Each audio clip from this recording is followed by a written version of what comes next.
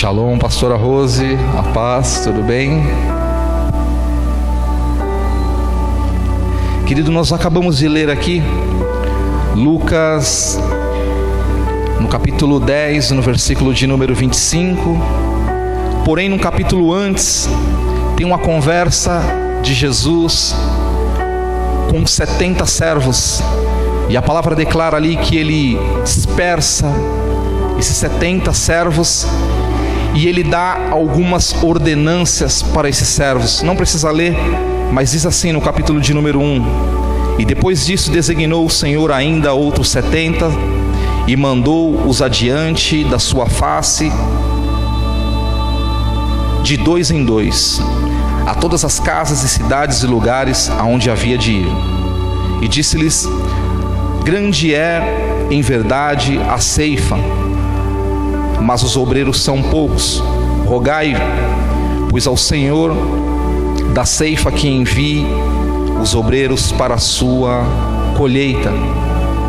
E todos nós bem sabemos que para cumprir essas ordenanças que o Senhor nos dá todos os dias, para fazermos a colheita, existem instruções que nós devemos acatar para que nós não venhamos ser contra-atacados. Da última vez que eu estive por aqui, nós ministramos sobre andar pelo caminho, de como é a nossa vida andando pelo caminho.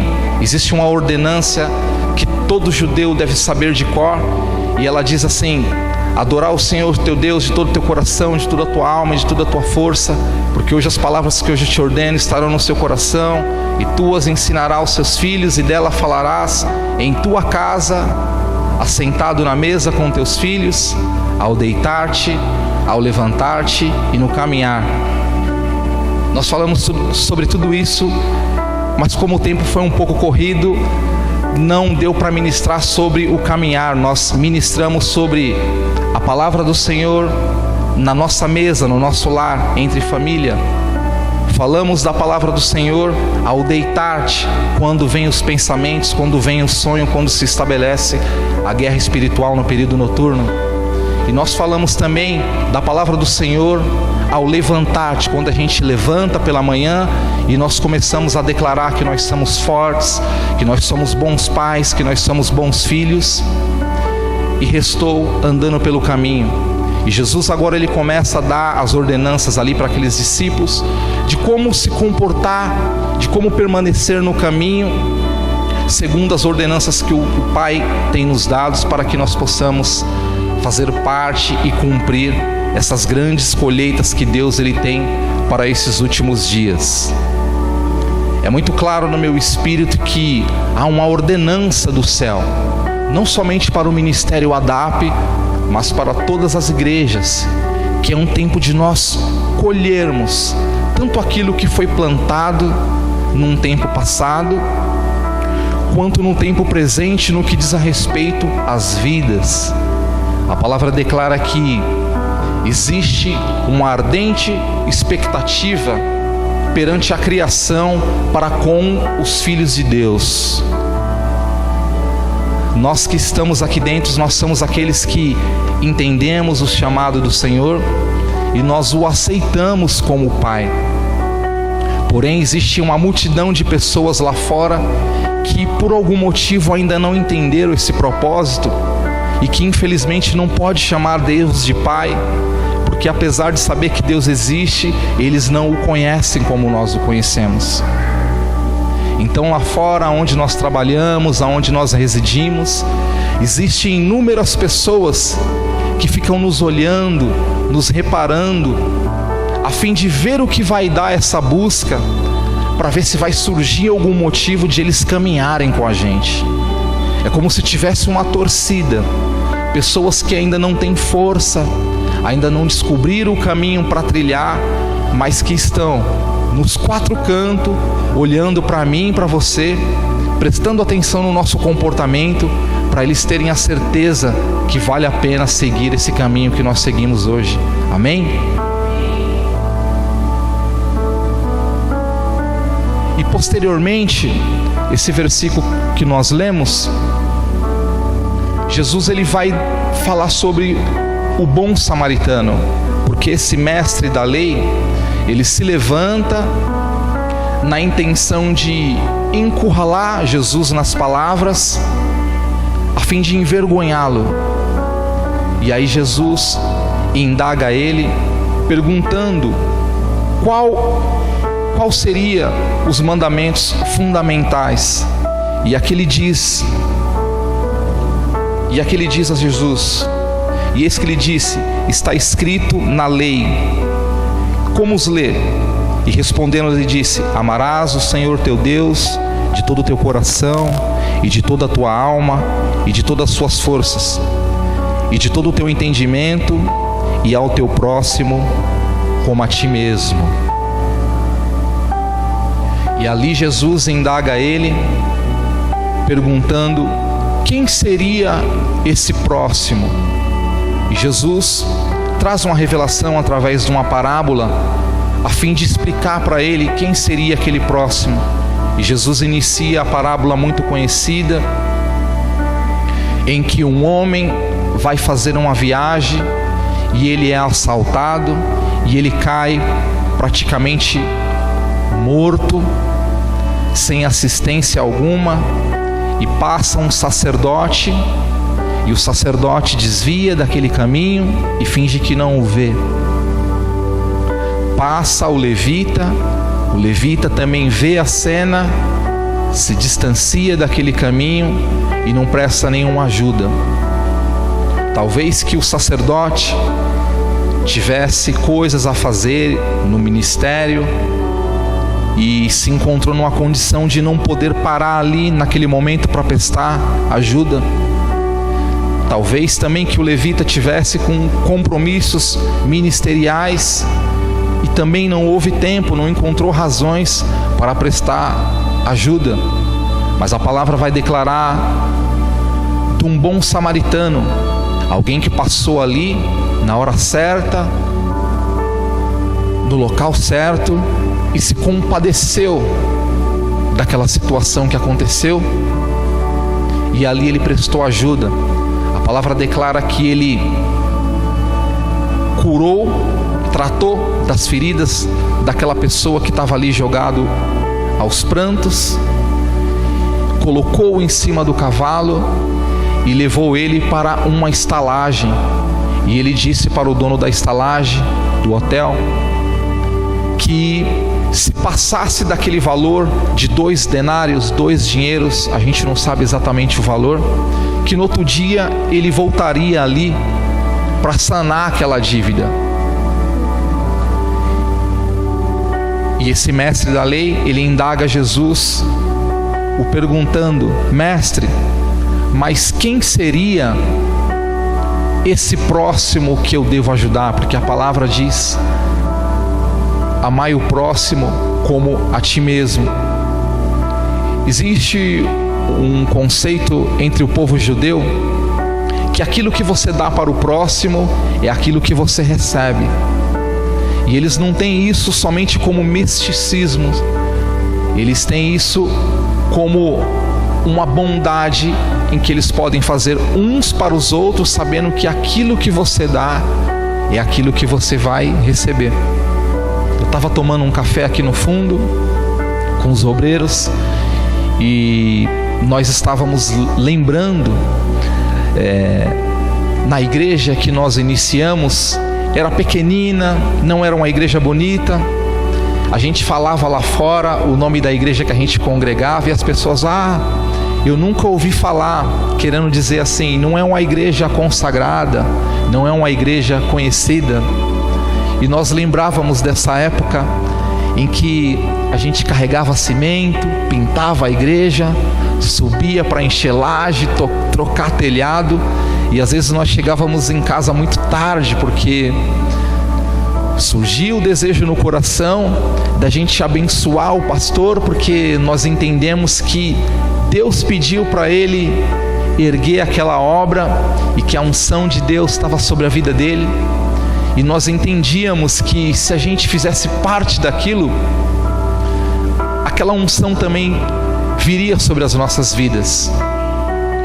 E na época nós não tínhamos trabalho, poucos de nós tinham concluído os estudos, então era muito estranho para a nossa família. A gente não tinha muita coisa para apresentar em casa, para os nossos amigos lá fora, mas a gente tinha uma mega disposição para ajudar na igreja. E até alguns irmãos da igreja assim achavam estranho, eles talvez que pensassem que a gente estava puxando o saco ou querendo alguma coisa. Não, nós entendemos, assim como muitos de vocês entendem, que tudo aquilo que a gente faz na obra de Deus, aquilo vem muito mais nas nossas vidas, porque Deus é aquele que nos supre, Deus é aquele que nos dá livramento todos os dias. Nós chegamos até aqui hoje. Uma certa feita no ano passado, eu voltando de um trabalho, eu orei muito para eu ter um trabalho, porque eu só dependia da noite paulista, e eu orei muito para ter um trabalho, e eu voltando desse trabalho, eu sofri um acidente, quebrei o braço, quase perdi a minha vida, fiquei 7 dias internado. E eu digo isso querendo que vocês entendam no coração de vocês que o Senhor, Ele nos dá livramento todos os dias. Quantas pessoas não acordam com diagnósticos malignos e por não ter uma conexão com Deus, não consegue buscar a cura divina, fica na dependência de médicos. E nós sabemos quão precário é o sistema de saúde aí fora. Então eu entendo da parte de Deus que os livramentos do Senhor, Ele tem nos alcançado todos os dias, e que vale a pena nós sairmos de casa, seja no sábado, domingo pela manhã ou à tarde, para vir buscar, para vir se alimentar. Quanta coisa não está acontecendo lá fora, quantas notícias não chegam até os nossos ouvidos, e nós estamos aqui debaixo dessa unção, debaixo dessa nuvem de glória, recebendo o maná do Pai. Ele tem cuidado de nós, amém? E a palavra também declara, queridos, que existia uma guerra, uma divergência entre os judeus e os samaritanos. Deus, Ele ordenou a Davi que projetasse o templo, pastor Diego, e que Salomão iria construir. Um iria projetar e o outro iria executar. E sucedeu que quando o rei Salomão veio a falecer, o reino de Israel, ele foi dividido. Ele não se multiplicou, ele foi dividido. E a palavra declara que o reino do sul ficou com a tribo de Judá, até uma tribo pequena chamada como Efraim. E não somente isso, além da divisão do povo, o país se tornou 2 países. Jerusalém permaneceu sendo Jerusalém por conta da ordenança de Deus. Deus pediu a Davi que projetasse o templo, então não teria o porquê a cidade onde residia o templo mudar de nome, sendo que tinha todas as ordenanças de Deus sobre aquela cidade. Porém foi instituída outra cidade, Jerusalém, e eles instituíram uma outra capital chamada Samaria. Então, já que o povo agora se dividiu, não tinha uma linha de raciocínio, já não tinham a mesma fé, já não adoravam mais o mesmo Deus, já não seguiam mais a mesma palavra. Então o povo de Samaria, eles decidiram projetar um templo, e eles fizeram isso. Eles construíram um outro templo, e esse templo era a réplica do templo de Salomão. E qual é o problema nisso? O problema é que Deus, Ele tinha dito que não haveria de ter outro templo a não ser o templo de Salomão em Israel. E aí começa uma divergência, e não somente a divergência, mas começa uma luta no campo espiritual, em que um povo se tornam dois, e esses dois começam a brigar entre si. O povo de Samaria entendia que Deus só habitava no templo de Samaria, e os judeus acreditavam, segundo a lei, que o templo era um.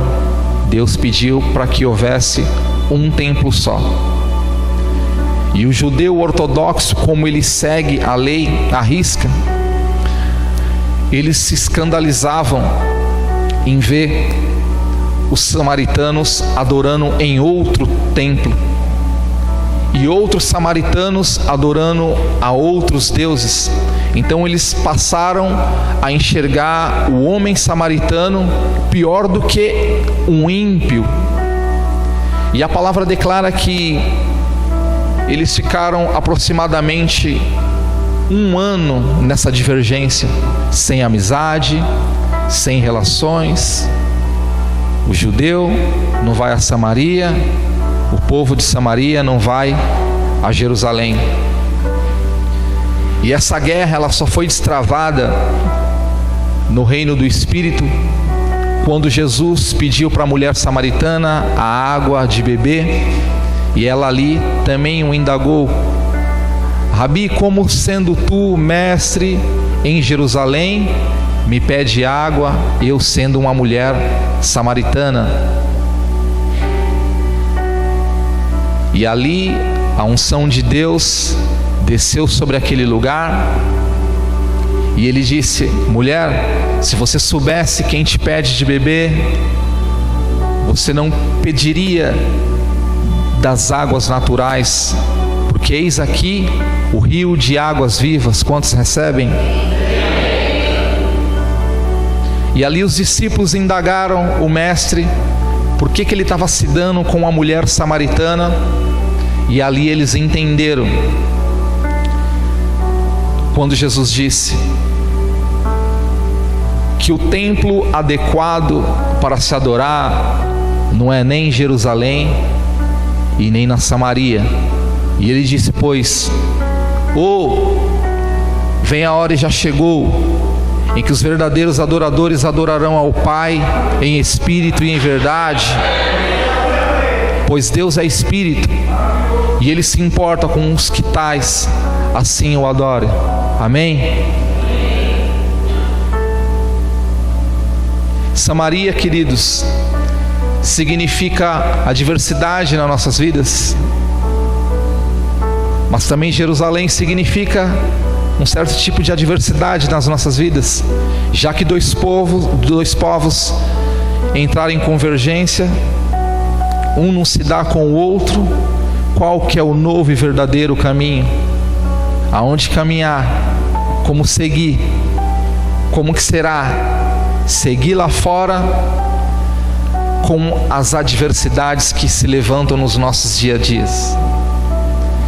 E por inúmeros motivos nós encontramos barreiras para atravessar a Jerusalém e receber críticas, porque talvez que em algum momento da nossa vida nós venhamos ser samaritanos. E como atravessar a Samaria, se em algum momento das nossas vidas nós estamos ali na posição de judeus, aqueles que seguem à risca? E eu acredito que nessa hora Deus ele está trazendo uma unção específica para essa igreja, para que nós possamos atravessar tanto Jerusalém quanto Samaria na unção de Deus, de cabeça erguida, porque Deus ele propõe sobre cada um de nós um novo e vivo caminho. E Ele não só propõe esse caminho, mas Ele nos traz direção e capacitação para que nós venhamos trilhar esse caminho de sucesso. Amém? Muitas coisas, amados, acontecem no meio da nossa caminhada que às vezes nos entristece, que às vezes nos esfria e que às vezes quer fazer até a gente parar desistir no meio da caminhada. O Senhor acabou de falar aqui que existe uma ardente expectativa da criação para com a manifestação dos filhos de Deus. Muitas vezes o povo lá fora, eles veem na gente aquilo que a gente não consegue enxergar. E eles só estão esperando a manifestação dos filhos. Muitas pessoas, amados, estão nas filas dos hospitais, buscando uma cura, buscando um tratamento do homem. E nós temos a palavra ela está em nós, a cura ela está em nós. Uma palavra, queridos, que nós venhamos a liberar sobre a vida dessas pessoas, elas recebem um toque instantâneo de Deus. E aquilo que a medicina levou há anos para estudar, para descobrir, para chegar a uma hipótese, está tudo nas nossas mãos, quantos crerem? Só que o inimigo é tão sujo, que ele levanta tantas barreiras na nossa vida, que ele tenta fazer a gente acreditar que nós não temos a capacitação, que nós não somos chamados por Deus, que não é agora, que não é o momento. Mas Jesus, ele acabou de dizer aqui que vem a hora e já chegou. Vem a hora e já chegou, amados, e essa hora é agora. Eu consigo ver no meu espírito homens e mulheres que têm diversos sonhos aqui, e vocês dormem e acordam todos os dias esperando com que esses sonhos se manifestem, que esses sonhos se realizam, mas muitas das vezes estabelece céus de bronze sobre as nossas vidas, e essas bênçãos elas ficam impedidas de descer sobre nós. Mas existe uma movimentação no reino de Deus que faz com que os anjos subam e desçam para militar as nossas guerras, para que esses céus eles sejam liberados, para nós receber de forma instantânea, na liberalidade de Deus, aquilo que nós estamos esperando. Quantos creem que Deus ele é imutável? Aquilo que Deus prometeu para mim e para você, nem o pecado que às vezes nós estamos sujeitos, ele impede com que as promessas de Deus se cumpram. Porque Deus não é homem como eu e você.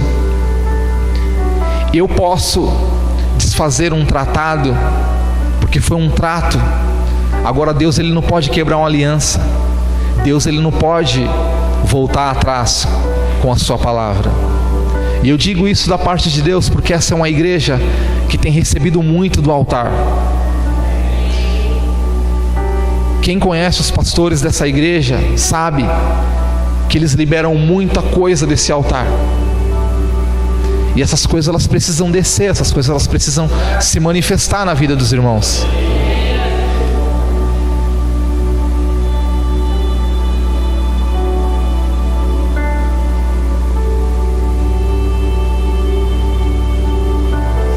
Aleluias.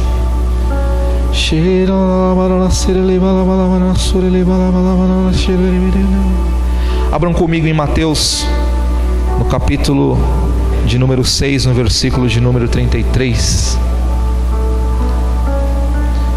Santo és, santo, santo, santo, santo, Senhor, santo és, santo és. Santo, santo, santo, santo, santo és, Deus. Só Tu és santo.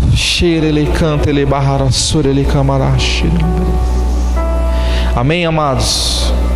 Então no livro de Mateus, no capítulo de número 6, no versículo de 33, diz assim: mas buscai primeiro o reino de Deus e a sua justiça, e as demais coisas vos serão nos acrescentadas. Então, nessa posição que nós estamos aqui hoje, na casa de Deus, recebendo a instrução de como andar pelo caminho, porque lá fora existe uma ardente expectativa para com a criação, nós nos posicionamos para fazer isso que está escrito aqui. Nós deixamos muitas coisas lá fora: o shopping, a pizza, a família, alguns aqui até o emprego para ataque hoje.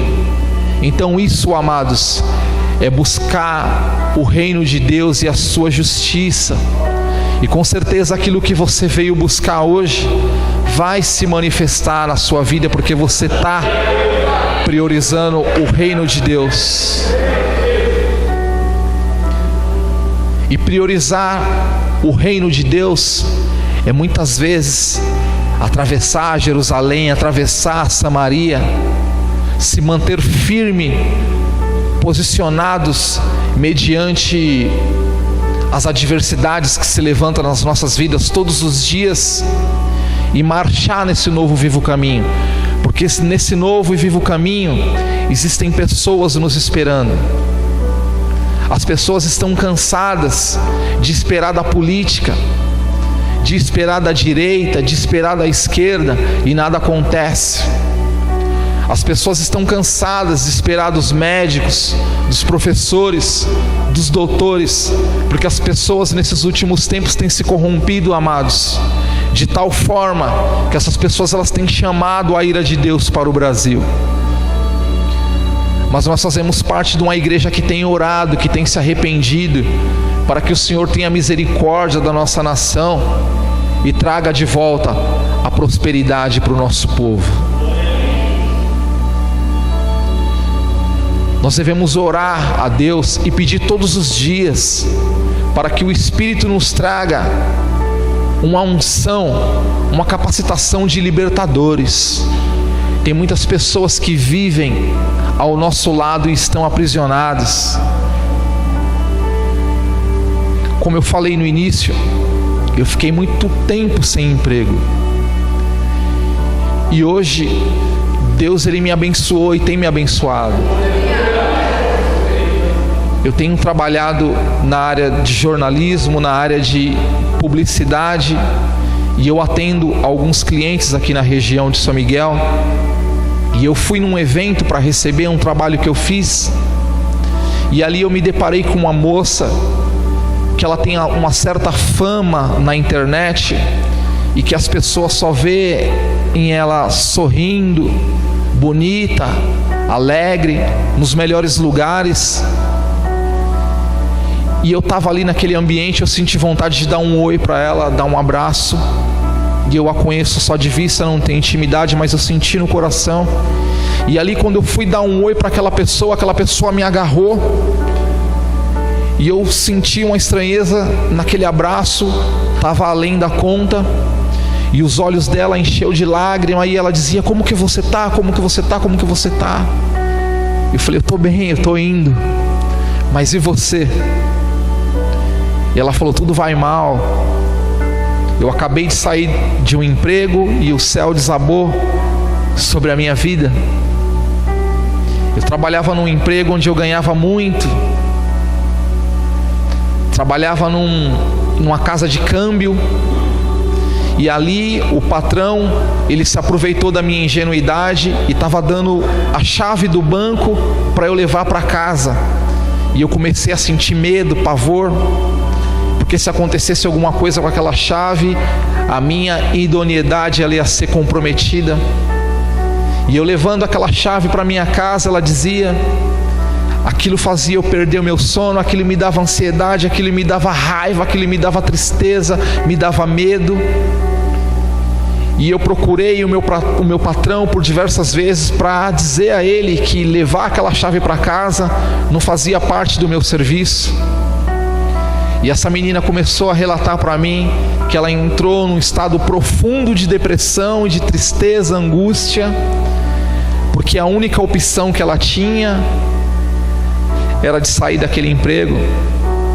E como para a empresa não tinha motivo dela sair, eles não a mandaram embora, ela teve que pedir as contas. E ela preferiu a saúde mental dela, ela preferiu os sentimentos saudáveis do que ganhar rios de dinheiros e perder uma coisa que é essencial para todos nós, que é o sono. Só que essa atitude que ela tomou de pedir as contas no emprego lhe renderam muitos ataques. A mãe dela chegava nela e dizia: ah, quanta falta me faz aquele ticket de refeição de R$1.800. Ora, nós colocamos na nossa casa um portão de R$5.000. Quem vai continuar pagando? Ora, eu não precisava mais mexer na minha aposentadoria, porque o valor que você estava ganhando, filha, supria as minhas necessidades e as suas, e agora nós não temos mais nada. Nós iremos passar a viver somente com o dinheiro da minha aposentadoria. E ali essa jovem, ela chegou à conclusão que ela dentro de casa ela não valia nada, ela só valia o que ela tinha. E todas essas pessoas que davam like para ela na internet, que comentavam os posts dela, ela procurou essas pessoas para se abrir, e não houve um sequer que não disse para ela que ela era louca, que ela largou um serviço onde ela ganhava rios de dinheiros e agora está vendendo as próprias roupas para poder pagar a faculdade. E ali, amados, como servo de Deus, eu tive a revelação daquilo que estava acontecendo, porque as coisas, elas acontecem primeiro nos céus para acontecer aqui na terra. Aquela menina, ela estava levando para casa a chave do banco, mas quem é sensível aqui no espírito sabe que Deus entregou um outro tipo de chave para ela levar para casa. Quem é sensível no espírito entende que Deus confiou na mão dela não somente a chave do banco, mas sobre a vida dela ela tem uma unção de uma chave que Deus deu para ela, do futuro dela, do ministério dela. E ali eu escutei tudo aquilo que ela tinha para dizer, falei poucas coisas e ela me abraçou novamente e ela me agradeceu. E ela disse: Carlos, eu paguei R$400 para eu pôr isso para fora com um profissional, e eu senti pouco caso, eu não consegui, e você me ouviu, muito obrigado. Eu senti algo de Deus em você, eu senti algo diferente. Então, amados, que essa unção das pessoas verem Deus na vida de vocês, no trabalho, em casa, na faculdade, que cheguem até as suas vidas e se manifestem, porque vocês são resposta de Deus para a vida das pessoas. Talvez que vocês tenham dormido e acordado se sentindo um nada. Talvez que você entra e sai aqui nessa casa, não se sente útil, não se sente usado. Mas não, amados, não, amados. Vocês são resposta de Deus para a vida dessas pessoas. Vocês são chaves de Deus sobre essa geração. Vocês não são inúteis. Vocês não são fracos. Vocês não estão atraindo a ira de Deus para essa geração. Vocês são uma bênção. Existe uma capacitação do Espírito sobre a vida de cada um de vocês. Então é tempo de se levantar, é tempo de marchar, é tempo de esquecer os problemas que nós tivemos com os judeus, com os samaritanos. Não importa quem está adorando, quem não está. Não importa da forma que estão fazendo, da forma que não estão fazendo. É um tempo de nós nos aliançarmos. Existe uma unção sobre essa igreja, e amanhã essa unção ela vai se multiplicar, queridos. Vocês não têm noção da boa-aventurança que está sobre a vida de vocês. Talvez que vocês chegaram ontem ou algum tempo atrás e já pegou isso aqui tudo pronto, já viu a pastora Rose e o pastor Cleiton já estabelecidos com saúde, com ministério, família, união. Mas isso aqui foi no joelho, queridos. Isso aqui foi muito duro.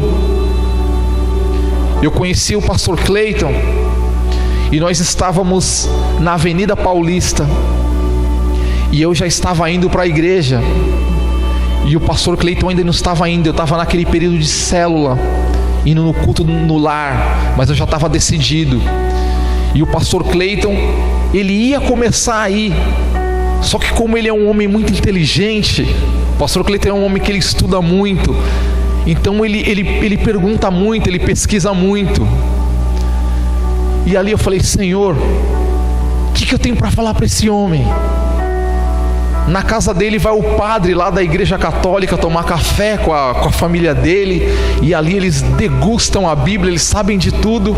O que eu tenho para compartilhar com esse homem?